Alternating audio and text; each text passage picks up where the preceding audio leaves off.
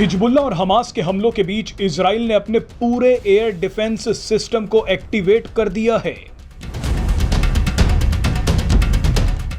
Israel ने अपनी सुरक्षा के लिए ऐसे ऐसे हथियार निकाल लिए हैं जिन्हें देख दुनिया की आंखें फट गई हैं।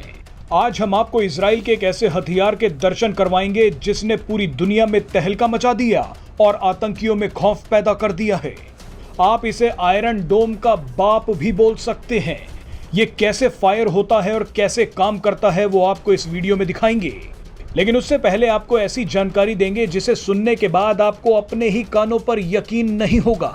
इजराइल की खुफिया एजेंसी मोसाद ने बड़ी ही चालाकी से ईरान की खुफिया यूनिट के चीफ को अपना एजेंट बना लिया।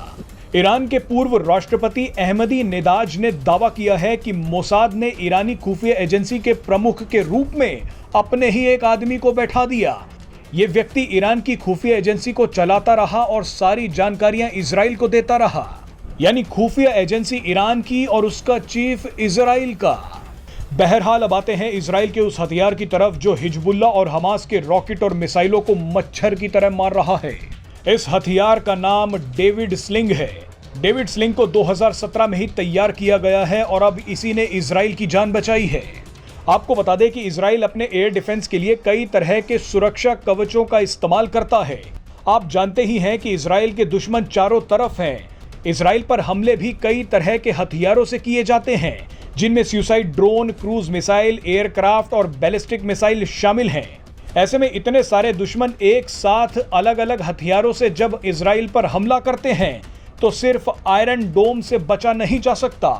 इसीलिए इजराइल के पास डेविड स्लिंग और एरो 3 नाम के एयर डिफेंस सिस्टम भी मौजूद हैं। तीनों की रेंज अलग है और हमला करने की शक्ति भी। आयरन डोम शॉर्ट रेंज रॉकेट्स को रोकता है, तो वहीं David sling mid range ballistic मिसाइलों और ड्रोन्स को रोकता है।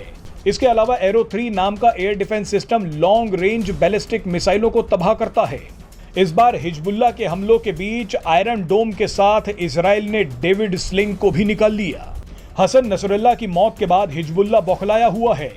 हिजबुल्लाह ने इजराइल की खुफिया एजेंसी मोसाद के हेडक्वार्टर को निशाना बनाया।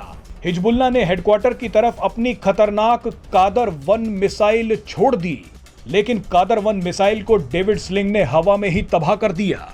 डेविड स्लिंग ने मोसाद का हेडक्वार्टर बचा लिया है।